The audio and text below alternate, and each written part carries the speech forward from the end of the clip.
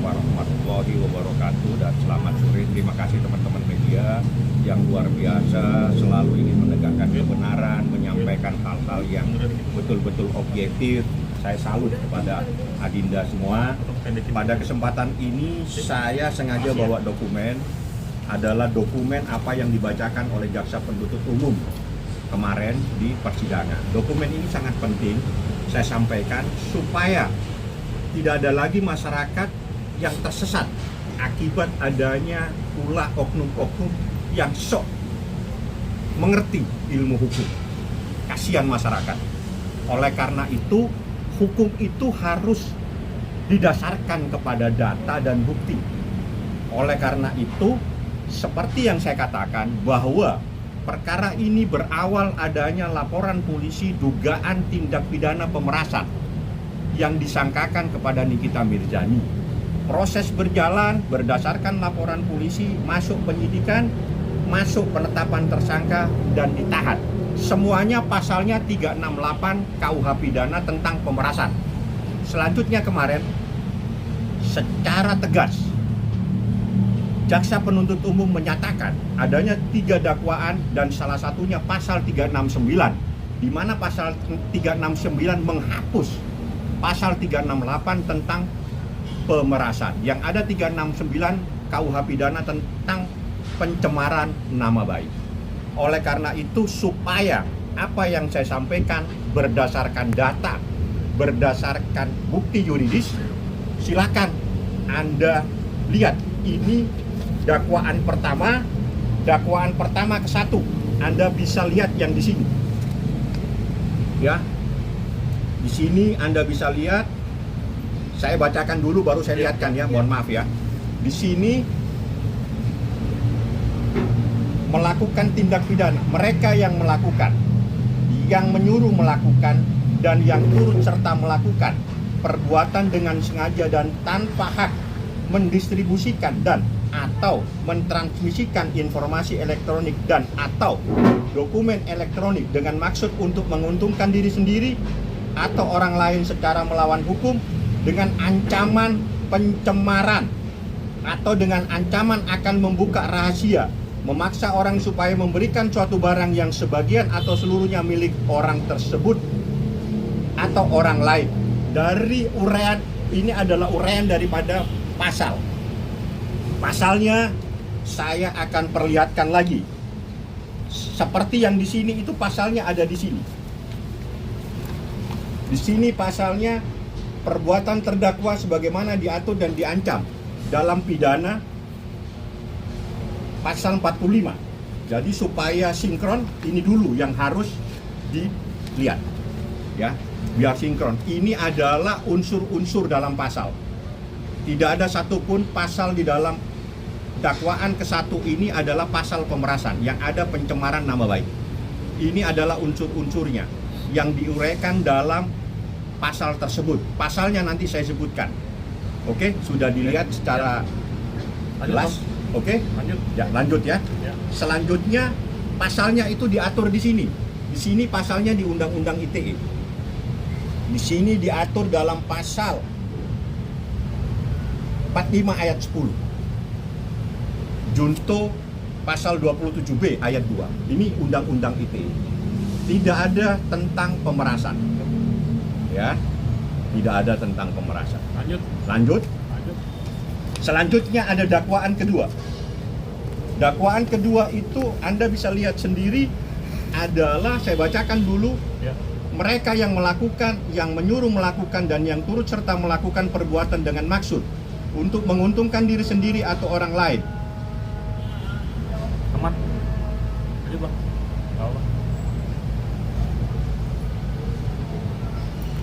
Jadi pasal dakwaan kedua itu adalah mereka yang melakukan, yang menyuruh melakukan dan yang turut serta melakukan perbuatan dengan maksud untuk menguntungkan diri sendiri atau orang lain secara melawan hukum dengan ancaman pencemaran baik dengan lisan maupun tulisan atau dengan ancaman akan membuka rahasia, memaksa seseorang supaya memberikan barang sesuatu yang seluruhnya atau sebagian kepunyaan orang itu atau orang lain, atau supaya membuat hutang atau menghapus piutang.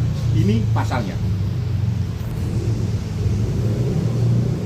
Ini pasal ini unsur ini ada di pasal berapa nanti saya akan perlihatkan pada halaman berikutnya.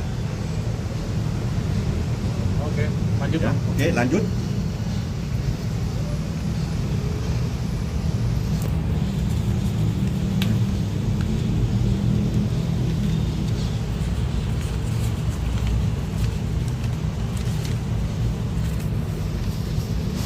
Unsur yang tadi adanya di pasal ini.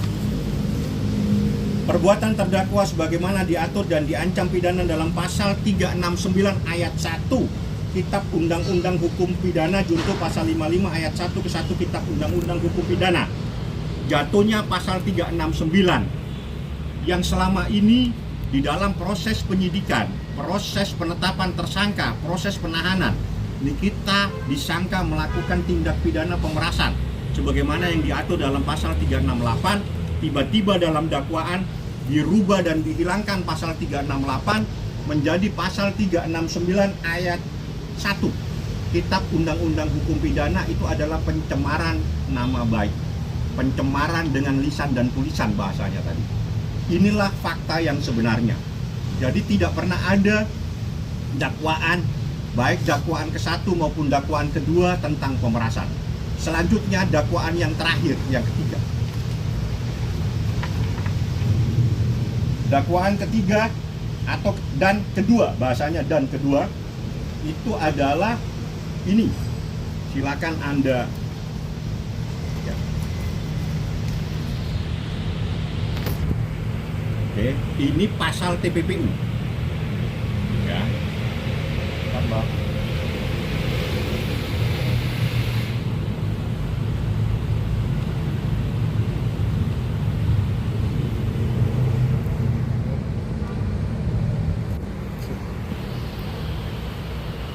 Udah. Oke. Satu siap. Lanjut. Ya. Saya akan bacakan mereka yang melakukan, yang menyuruh melakukan dan yang turut serta melakukan perbuatan menempatkan, mentransfer koma, mengalihkan koma, membelanjakan koma, membayarkan koma, menghibahkan koma, menitipkan koma, membawa ke luar negeri, mengubah bentuk, menukarkan dengan mata uang atau surat berharga atau perbuatan lain atas harta kekayaan yang diketahuinya atau patut diduganya merupakan hasil tindak pidana sebagaimana yang dimaksud dalam pasal 2 ayat 1 dengan tujuan menyembunyikan atau menyamarkan asal usul harta kekayaan. Dari unsur-unsur ini diatur di pasal berapa? Ini saya perlihatkan pasal berikutnya ada di sini. Kasih dulu Bang, paling bawah ya. Ya, paling bawah. Ini yang di bold. Dia di pasal 3. Pasal 3 Undang-Undang TPP. Tadi yang diuraikan.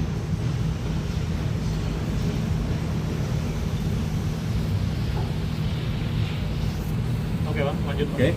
Dari 3 ini clear. Jelas secara yuridis bukti berdasarkan bukti data dakwaan tidak ada satupun pasal pemerasan yang didakwakan. Jadi karena sudah di pengadilan namanya dakwa.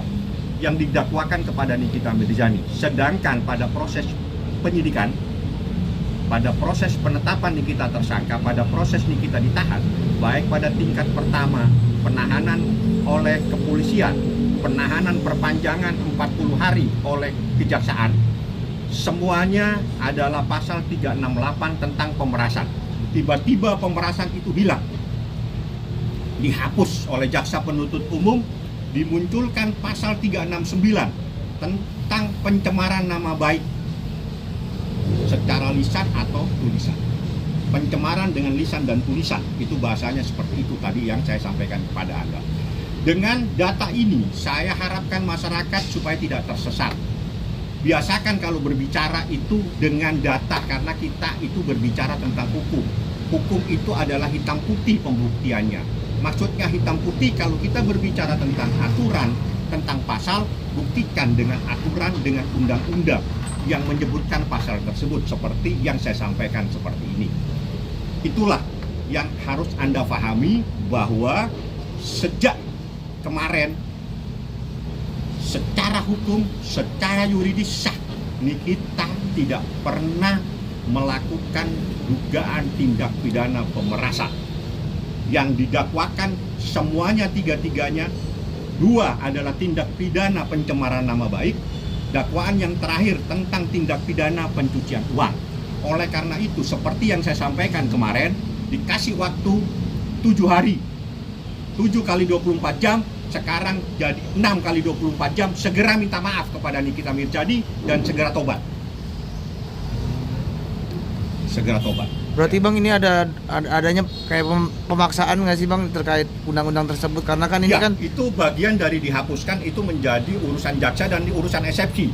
Apa yang menjadi permasalahan ini benar atau tidak benar, Anda tunggu pada hari Selasa. Akan saya sampaikan pembacaan eksepsi saya seperti itu. Bang, ada permintaan khusus nggak sih dari Kak Niki selain permintaan maaf ataupun di perihal eksepsinya nanti ada permintaan Ya, khusus? Niki kayaknya akan membuat eksepsi tersendiri. Yang jelas eksepsi saya sudah saya buatkan. Hanya itu yang saya beritahukan. Kita minta segera dia minta maaf. Kemarin 7 kali 24 jam. Karena sekarang menjadi 6 kali 24 jam. Segera minta maaf dan tobat. Itu pesan dari Nikita. Untuk saat ini kondisi Kak Niki sendiri seperti apa? Dalam Masih keadaan sempat sehat dan emosional? dia lagi membuatkan eksepsi pribadi, ya, nanti disampaikan. Karena dia merasa bahwa apa yang diuraikan semua dalam surat ini semua itu perbuatan orang lain, bukan apa yang diperbuat. Sehingga dia heran, dia ini tidak kenal, tiba-tiba ditawari supaya ingin ketemu dan seterusnya. Itulah nanti akan dalam porsi namanya porsi eksepsi. Saya sudah siapkan untuk eksepsi tersebut. Bang, kemarin kan JPU juga kan membeberkan beberapa bukti mungkin adanya rekaman suara. Ini seperti apa sih Bang? Mungkin kan Niki sendiri membantah perihal dirinya merasa dijebak akan perihal percakapan tersebut. Ya, percakapan itu kan sudah saya laporkan polisi tidak sah, ilegal. Saya nggak akan nanggapi barang yang tidak sah. Jadi gini, proses hukum itu harus didasarkan kepada barang yang sah. Yang berhak untuk melakukan penyadapan, yang berhak untuk melakukan perekaman itu adalah penegak hukum. Dalam hal ini polisi, kejaksaan, atau KPK. Itu yang berhak untuk melakukan perekaman, penyadapan, atau intersepsi istilahnya. Ya. Selain itu tidak dibolehkan dan apa yang dihasilkan menjadi hasil yang ilegal. Berarti unsur dijebak itu ada ya Bang? Jebak yang seperti apa? Itu kalau rekamannya tidak sah, ngapain lagi kita perdebatkan? Apapun yang dia sampaikan kepada proses hukum ini adalah tidak sah karena dia merekam tanpa izin dari Ismail Marzuki, dan itu sudah kita laporkan saat ini ditangani oleh unit cyber pada Polda Metro Jaya. tapi sejauh ini apakah laporannya udah sejauh mana Bang? Jalan laporannya dalam proses karena itu kan memerlukan verifikasi terhadap ahli, termasuk ahli suara, termasuk ahli-ahli yang lainnya. Itu nanti urusannya unit yang menangani perkara tersebut ada ditangani oleh Direktorat Cyber Polda Metro Jaya.